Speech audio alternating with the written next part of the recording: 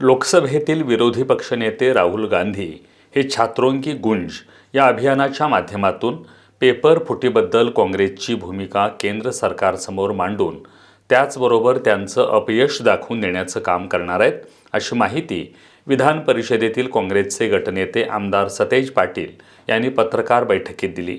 लोकसभेतील विरोधी पक्षनेते राहुल गांधी यांनी छात्रों की गूंज या नावानं राष्ट्रव्यापी विद्यार्थी आंदोलनाची सुरुवात राजस्थानमधील कोटा इथून केली आहे। या मोहिमेचा मुख्य उद्देश पेपरफुटी, बेरोजगारी आणि शिक्षण क्षेत्रातील त्रुटींविरोधात आवाज उठवणं हा आहे। त्याचबरोबर या सरकारचं अपयश दाखवून देण्याचं काम देखील राहुल गांधी या अभियानाच्या माध्यमातून करणार असल्याची माहिती विधान परिषदेतील काँग्रेसचे गटनेते आमदार सतेज पाटील यांनी पत्रकार बैठकीत दिली। छात्रों की गूंज या माध्यमातून विरोधी पक्षनेते राहुल गांधींनी या देशभरामध्ये विद्यार्थ्यांचा आवाज बनून नीट आणि वेगवेगळ्या परीक्षेतले केंद्र शासनाचे घोटाळे पुढे आणण्याचं काम त्या ठिकाणी केलेलं आहे।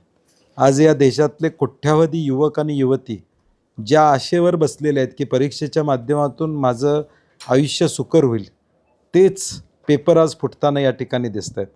या देशामध्ये 2014 पासून जवळजवळ 152 पेपर हे लीक झालेले आहेत आणि म्हणून याच्या विरुद्ध या ठिकाणी भूमिका घेण्याचं काम काँग्रेस पक्षाच्या वतीनं आम्ही त्या ठिकाणी करत आहोत।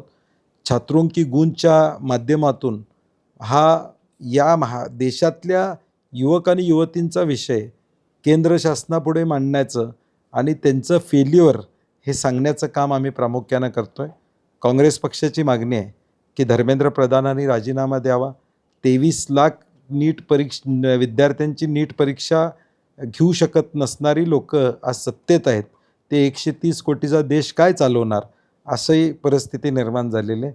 आणि म्हणून या सगळ्या पार्श्वभूमीवर या माध्यमातून जनजागृती आणि लोकांच्यापर्यंत हा मुद्दा गेला पाहिजे, आमची भूमिका आहे। नीट पेपर फुटीमुळे सध्याच्या केंद्र सरकारला विद्यार्थ्यांची किती काळजी आहे हे सर्वांनी पाहिलंय। देशाच्या भविष्याशी खेळण्याचं काम हे भाजप सरकार करतंय।